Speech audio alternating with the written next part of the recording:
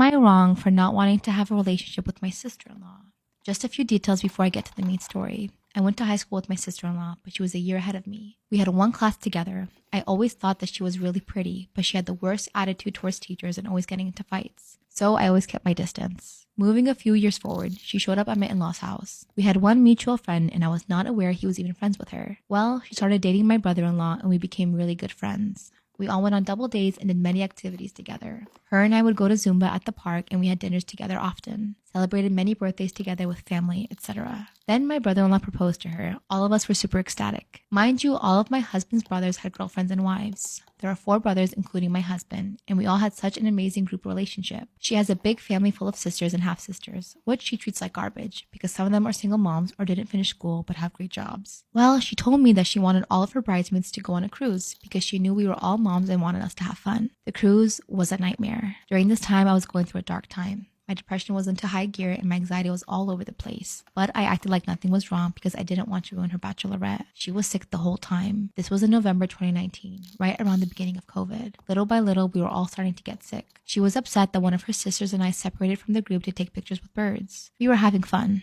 Apparently, she had an issue with that. Anyway, fast forward to her wedding day. Also on my in-laws' anniversary wedding day, a week before Christmas, which is a busy time for me at work. I'm a hairstylist. In the morning, while everyone was getting their hair done in her suite, I was in my room getting ready and doing my daughter's, mother-in-law, and another member of the family. I received a call from my cousin in Guatemala, letting me know that my grandmother, who raised me until I moved to the US, had passed away. I started crying because she was my grandmother. Also, I was the one who had to tell my dad that his mom had passed away. I called my husband and told him what was happening. He gave me the option if I wanted to just go home, which I regret now, but I stayed. Because again, I didn't want to ruin her day. The wedding happened and then the party. I left the party an hour before the event was over. My husband and other family members can confirm this. Well, COVID hit and I didn't see the family until spring. When I saw her, I just didn't want to talk to her because I was angry, which made the family wonder why I wasn't talking to her. So I texted her and I said we should talk and clear the air. We met for lunch and let me tell you, she blamed me for everything that went wrong at her wedding. That I had been a terrible friend and how dare I leave the wedding early. People had told her I left in the middle of the party. I mentioned to her that I didn't appreciate how she had been treating me and the fact that she called me a maid. Where did she call her maid? Where did she say maid? She said, well, maid is the word for bridesmaid. LOL, I was starting to get angry, but I kept my cool because I didn't want to start crying. Then I mentioned to her that I left early because my grandmother had passed away. This is why I was so angry at her. She said, well, it's too bad that it will be the only thing you'll remember on my wedding day. Is that the reason why your parents didn't show up to my wedding? I don't remember anything that happened after that. I started crying and somehow ended up at my parents'. How can someone say that? I now can't stand to see her or be in the same place as her. I'm polite to her because of my mother-in-law. And after spending over $4,000 on her wedding, even though my husband and I make enough to live comfortably and provide for our daughter, it was a lot of money. I know I will never get an apology from her because she's perfect and can't do no wrong. So, am I the asshole? I took my fiance home to meet my family and I left with no fiance. I got engaged this year to a man that I've been with for 3 years now, and it was heavenly bliss until he met my family. We went to meet my family because it was really important to my fiance to get their blessing. I honestly didn't care either way, but I just did it to make him happy. And everyone seemed genuinely happy for us. Before the trip was over, my older brother suggested that we all go on a little siblings and fiance trip up north to a cabin so that my siblings could get to know my fiance away from my parents. And I was a little bit reluctant because I don't typically spend this much time at home with my family. I agreed to go. Everything was going so well that I finally started to let my guard down and actually enjoy being with my siblings and hanging out with everyone. But this is where it starts to get crazy. The day before this vacation was over, everything changed. My sister and her husband were on their 17th fight of the day. It was only 11 a.m. and her husband left and stormed out, and my sister just stayed there crying, bawling her eyes out. I suggested that we should all go on a hike to clear everyone's heads since my sister was obviously not in a good mood, and my husband suggested that it just be us siblings that go, so my husband stayed back at the cabin while we went on a hike. Early on in the hike, my sister said that she really just wanted to go back to the cabin, and I offered to walk her back, and she said no, she just wanted to walk back alone and clear her mind. After the hike was over, my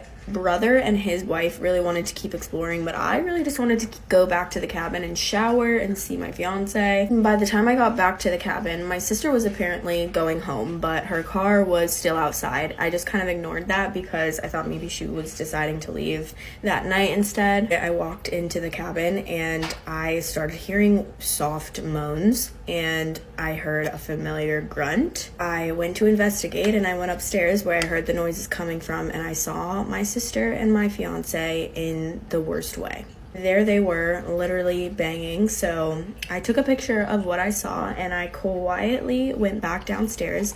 I set my ring on the kitchen counter, and then I sent the picture to my family group chat and turned my phone off. The next day, I had 47 missed calls from my family and over 75 missed texts from my fiance. Apparently, my sister's husband was just getting back to the cabin when he opened that picture and saw it, so he wasn't really that nice to my fiance. And honestly, when I sent that picture, I felt very justified because I knew that what they were doing was terrible. But now that I think about it, I feel bad dragging innocent people like my family members and my sister's husband into that. My engagement is over. I removed myself from the family group chat and I haven't talked to anybody about it since. And honestly, for the last few months, I've just kind of felt empty. I really just want to move past this, but I don't know how.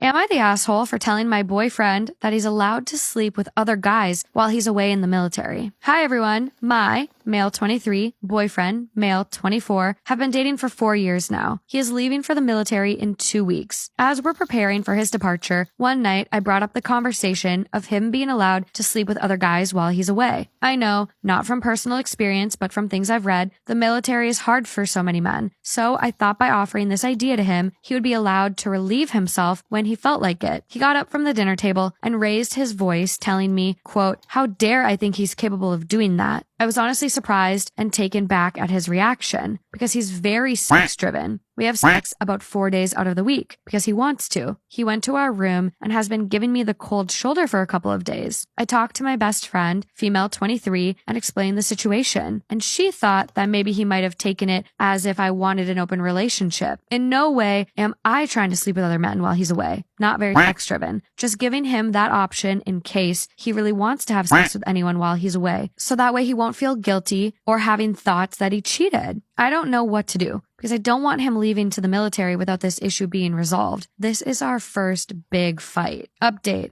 Hello everyone. Again, OP here. After reading y'all's comments on the original post, I have seen where I went wrong bringing this topic up and how it could have been taken. And now I agree I messed up really, really bad. I've asked him if he's willing to go for breakfast tomorrow at his favorite place, and he agreed. Before anything, I did tell him I wanted to talk about the whole permission situation as to not blindside him, and he agreed. I will take the advice of commenters and 1, apologize and take full responsibility of how it was wrong of me assuming the worst, and 2, will indeed kiss up to him. I have a full day of activities we both like if breakfast goes well. I will keep y'all updated on how it goes. Update 2. Not the update I thought I would be giving, but here it goes. We went for breakfast on Saturday. It was going well until I brought up the topic. I told him I wanted to apologize for the comment I made last time. And I know I shouldn't have said that because now that I look back, it shows very mixed emotions and the delivery sucked. He said, and I quote, "It's okay. I guess I overreacted because it took away the thrill." I asked him what he meant by thrill. He said that he was potentially going to try it one time just to see how it was, but now wouldn't. He just wanted to see how it would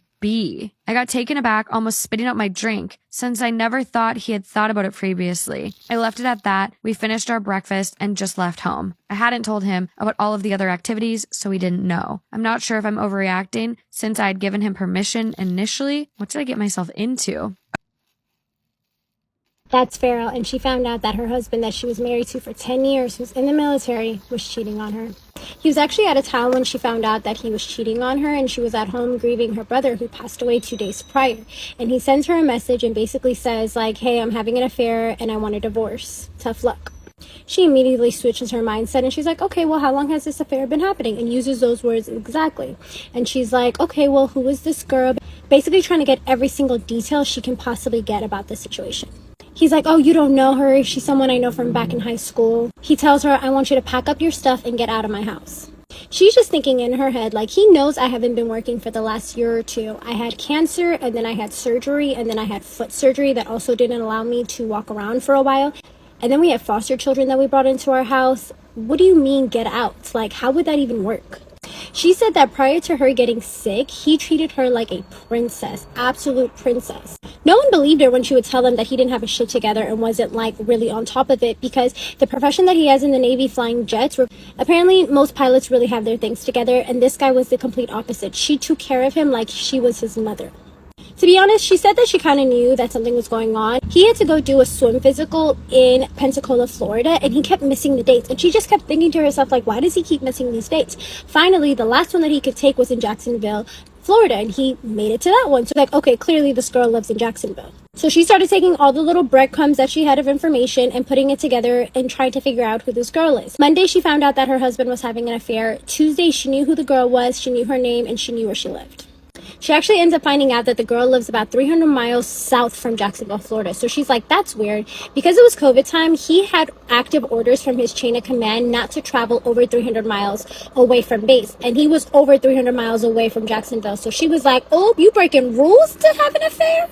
She ends up hiring a PI out there and finds her car. Mind you, this man took this woman's car and was driving around and basically having an affair while using her car to do so. So the PI finds the car, she takes footage of the couple, finds them, figures out that she's actually in Stewart, Florida. She gets footage of them outside of a woman's house. The girl ends up looking up that information about the house and realizes that's the side chick's cousin's house. So back to our timeline. Monday found out she had an affair. Tuesday found out who the girl is.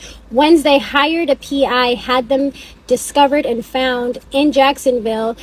Thursday, went to go talk to a lawyer. Friday, she filed for divorce. She made sure to make copies of everything, the deed, their taxes, anything that was important that was joint between the two of them. She made sure to get a copy of it and put it in a friend's attic. And she also made sure to get records of their bank account, because he was actually doing massive withdrawals over a long period of time consistently without her realizing it. So now it's Saturday and she reaches out to the side chick's husband and lets him know what's happening. Now, he was a little ahead of her already. He already knew that his wife was having an affair because he walked in on them at her cousin's house.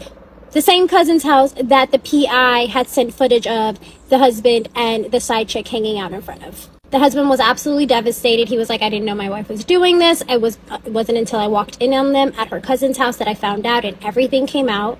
Farrell let him know, like, hey, I'm recording this conversation just so you know. She told him twice, both on recording, like, hey, I'm recording this. He's like, yeah, no problem. He tells her everything that he knows. Farrell's husband comes home on Sunday and he's acting like everything is normal, just trying to spin a narrative, and she records that conversation as well. In Mississippi, it's one party consent state, so she was like, I'm going to record this conversation. He just keeps telling her, like, you need to leave, you need to leave. He has no idea about any of the information that she has, any of the information from the PI, nothing. He doesn't know that she talked to the side chick's husband already. He literally has no idea. Farrell looks him dead in the eye, and I got to read this part, but she says, you violated Code Article 134 in the UCMG by committing adultery. And then she also lets him know that he disobeyed the active orders about the travel restrictions in order to have this affair. She looks at him and she's like, as a lieutenant commander, don't you understand what's at stake here? He looks at her and he's like, I don't give a shit who you tell. I don't give a shit who knows. This is when he realized that she was recording him. He just keeps going back to the fact of, like, when I sell this house, you better be out. You need to pack up your shit in your car and you need to go. She's like, there's no way that this is how that's going down, because I've been taking care of these foster kids. I'm a cancer patient. That's not how this is happening. And he's like, well, I'm going to go down to the courts and I'm going to file something. She's like, I already filed for divorce on Friday. And that's when he shit his pants, like, literally. So then Monday she goes back and she amends the divorce paperwork from being a no contest divorce to being a contested divorce, because he was really pushing it. She also lets us know that Mississippi is one of 2 states left that allow you to sue your significant other's paramour for alienation of affection. She also had proof of the adultery. She had eyewitnesses because the husband walked in on them. She had all this evidence and he had no idea. He wanted to paint her as the bad guy and say that she was filing for divorce because she was jealous and insecure because he just wanted to hang out with a friend from high school.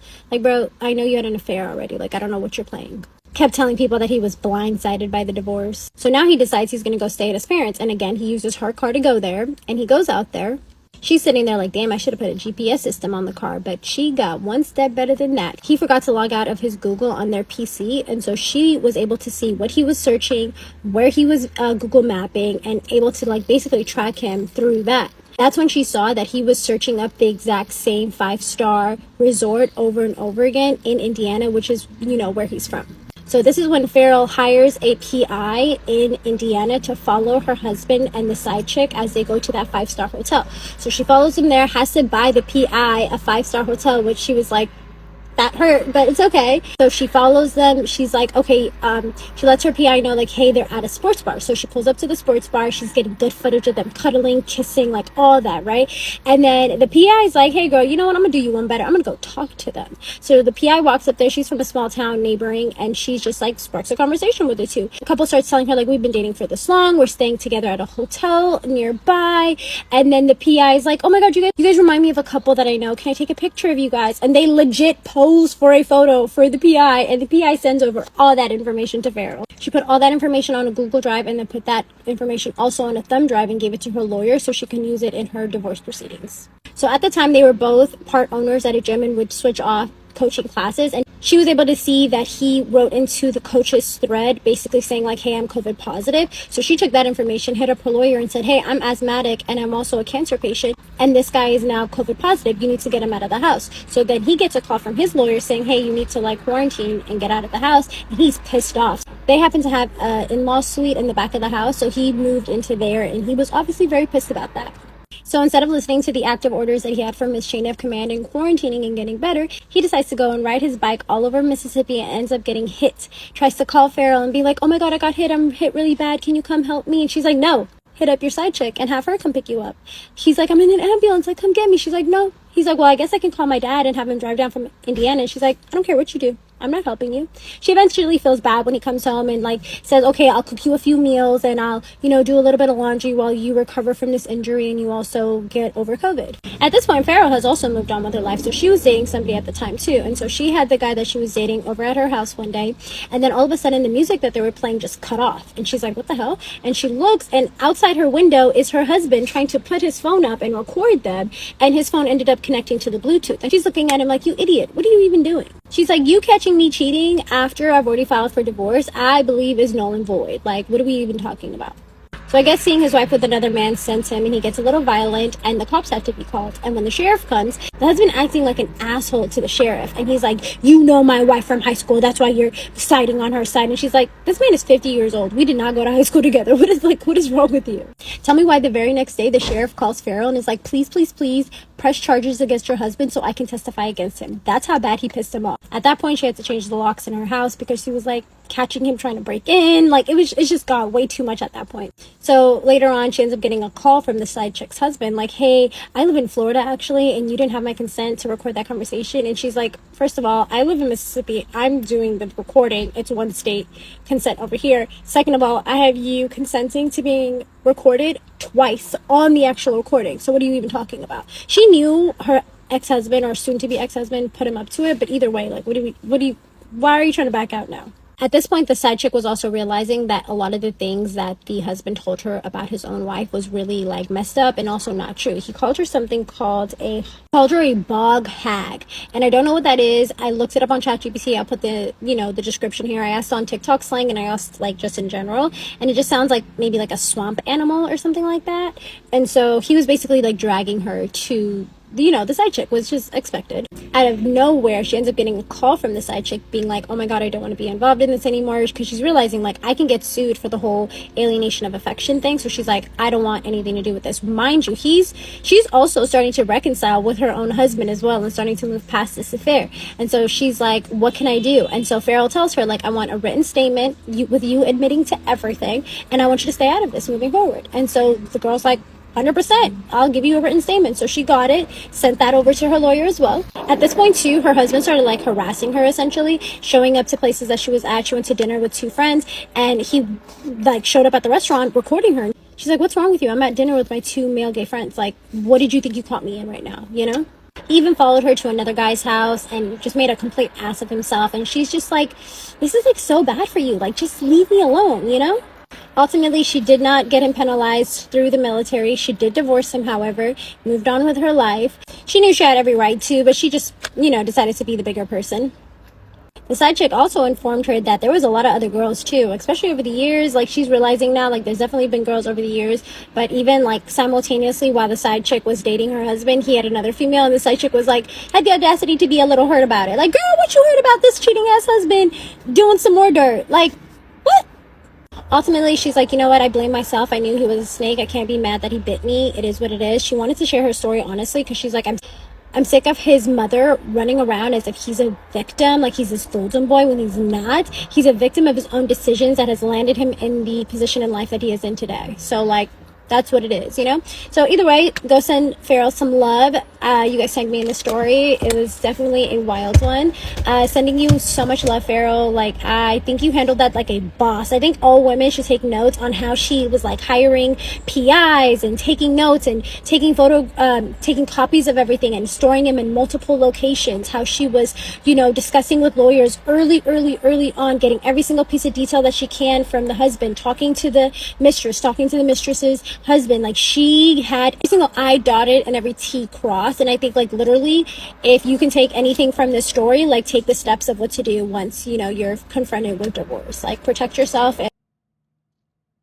I found out my boyfriend cheated on me with his aunt. I knew there was a reason why my boyfriend never dated anybody. He was a bachelor. Other girls wanted to be with him, but he always claimed that he was just too picky. Everything started 14 years ago. He and I are both in our 30s now. I was introduced to this friend group when I moved with my parents to a new city. This friend group was very, very close. Even though we all went to different high schools and colleges, we all hung out every single day. One of them being my future boyfriend. The running joke was that he was with everybody, but with nobody at the same time, because no girl could ever tie him down long enough to be his girlfriend, which is a horrible thing in and of itself. But over time, I started developing a crush on him. It was inevitable. He's extremely handsome, very funny. He's an athlete and he looks like a Greek god. I knew he was a poster child for a player, so I never really wanted to chase him like that until he chased me. That's when everything changed. Suddenly, we were hanging out privately without the friend group. In fact, he was planning dates, texting me, calling me, even picking me up from work. Things were so good that I wanted to be his girlfriend. When I told him, well, he freaked out. After he ghosted me for 2 months because I wanted something more serious, I started doing some investigating. Things were so good between us. Why would he ghost me? To his mom's house and explained what was happening. That's when she was shocked. She told me that he had confessed to her that he was in love with me and he wanted to make our relationship more formal. He was planning on asking me to be his girlfriend. When I was there, though, his aunt was also there. She decides to chime in and say, "You need to stop begging my nephew because you're not good enough for him." That's when the two sisters started fighting because one was defending me and the other one was telling me I wasn't good enough. As you can imagine, I was totally affected by this. I felt horrible. I have two of his relatives saying two different things. And for 2 whole months, I had no contact with him. One night, I'm in bed and I start to remember things. His aunt would always call him when he was with me, especially if she knew that he was at my apartment. She would text him all the time, always ask her for favors like go wash my car, get me groceries. It's like she was always trying to find a way to get him away from me. Next day, I did something crazy. Straight up showed up to her house and asked her why she didn't like me. And when I went to confront his aunt for telling me that I wasn't good enough for him, she told me the most vile things. She started listing off all the things about my physical appearance that are not good enough for him. That I have acne, that I have cellulite, that I'm too short, that I'm not very fit, and that I have a receding hairline. She wanted to hurt my feelings so bad. And the first thing that came to mind was, are you jealous because I'm with your nephew? Are you really being protective? I'm not even exaggerating. She slapped me so hard I fell backward. And then she said the most disgusting thing ever. She said, "You are no match for me." I actually felt sick to my stomach. This is when I get a call from my boyfriend. He apologizes and says that he does want to be with me. In my desperation, I said yes. He came to my apartment and we made up. And that's when I told him everything that his aunt said. All he said was, "Don't listen to her, she's crazy." Then he takes me to his mom's house for lunch and his aunt is there. It gets even worse. When we got to his mom's house for dinner, his aunt was already there. When she saw me, she pretended like nothing happened. She tried to give me a hug and a kiss, but I backed away. For the next hour, she was hanging off of my boyfriend's neck. She kept saying she wanted to cuddle him. I finally took my boyfriend to the backyard and asked him what was happening. That's when he confesses everything. He had been doing it with his aunt for a year, that she was obsessed with him, and that she hated me so much that she wanted to unalive me. Words can't even describe how I felt. That's when I simply walked away. I told him him to never contact me again and that this was not healthy for me and that he needed to get away from his aunt and seek help. I do keep in contact with his mom now. She told me that he's going to therapy and that they cut off her sister. He calls me every day, but I'm too heartbroken for him. At this point, I don't even care that he cheated. It's all the mental trauma that he has. Am I being selfish? Should I give him another chance? I just don't think I can deal with that kind of trauma.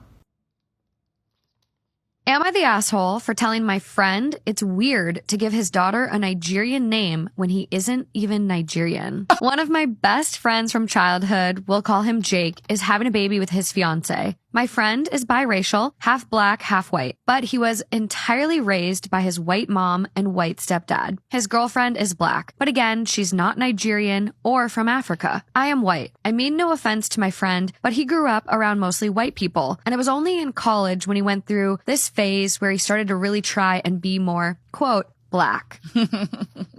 And hang around black people more and behave more about what people perceive people that are black should act like. And I think some part of it was an act, but whatever. Another note is that his fiance isn't really a huge fan of me. And apparently when she first met me, she got the impression I was racist. I don't really know why, but that kind of soured our relationship. But we're friendly and cordial to each other. So when I was hanging out with Jake a few days ago, he was trying to order monogrammed pillows or something cheesy like that, and then revealed that they were naming their daughter Morayo, which is a Nigerian name apparently. He kept gushing over the name, and I personally just thought it was weird to name your kid a name from a country you know literally nothing about. So I asked, quote, "Are you sure you want to give your kid a Nigerian name? I mean, you guys aren't Nigerian." He seemed offended and said, quote, "Yeah, but we're black and we have roots from Nigeria anyways." So I probably should have let it go. But then I said in a mostly joking manner, quote, "So if I took a DNA test and found out I'm 1% African, should I give my kid a Nigerian name?"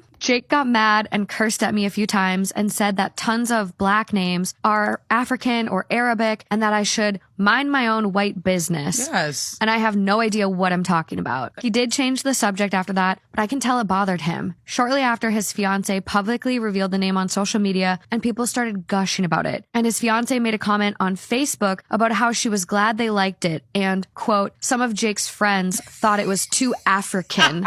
LOL. She knows I follow her and obviously posted that for me to see it. Am I the asshole here? I'm conflicted. Like, I didn't think it was a big enough deal for Jake to go rat on me to his fiance, who he knows doesn't really like me. But maybe I was out of line to criticize the name choice. I started planning my wedding a year ago and it's still a year away, so here are some things that I've learned so far about wedding planning that I didn't know before. Don't even think about doing any sort of wedding planning before you've booked your wedding venue. Your wedding venue should be the absolute first thing that you do. There's so many reasons as to why, but the main reason is venues get booked out literally so quickly, so if you don't get in there, you are not going to get the date that you want. Me and Hiran wanted an August date for our wedding and we tried to book it 2 years in advance and August was already fully booked, so we couldn't have it in August. It might not be the case for all venues, but if you've got a good venue, which is a good fair price, then it's probably going to be the case. The next thing that I learned pretty fast is to not get carried away with the whole wedding planning process. Literally, there are so many things that you can have at your wedding, you can do at your wedding, you can hire for your wedding, and it's very easy to get kind of like swept away into that world and kind of think, oh yeah, I need this, I need this, I need this, I need this. You really do not need all of these extra like added things that have become so kind of like normalized because of social media. I feel like you really don't need to be spending $2,000 on a photo booth. You just actually don't. I also feel like I've learned pretty quickly to not kind of give too much energy to like the really small details in the wedding. For example, like wedding favors, chairs, sashes, just off the top of my head, like these random added extras that you can have, like changing your cutlery to gold cutlery rather than the standard cutlery that comes at the venue. Honestly, please don't spend too much of your time thinking and worrying about stuff like that. I've watched so many TikToks and like spoken to so many people that have got married in the past that have literally said like you honestly just don't even remember that stuff after the wedding. Something else that I've definitely come to the realisation of is to actually sort of splurge a little bit more on the photographer and videographer. I feel like that and the venue price is probably going to be, or in my opinion should be, the most expensive costs at your wedding. Again, from speaking to people that have been married and watching watching so many videos on it, people literally all say the same thing, that your wedding will be over in a flash. I just personally can't imagine anything worse than like having a beautiful wedding and spending all of that time planning it and then looking back and being like, wow, that didn't even get captured properly or nicely at all. I honestly have so many more of these, so let me know if you'd like another part. I could honestly make this into a bloody series. I feel like I've learned so much.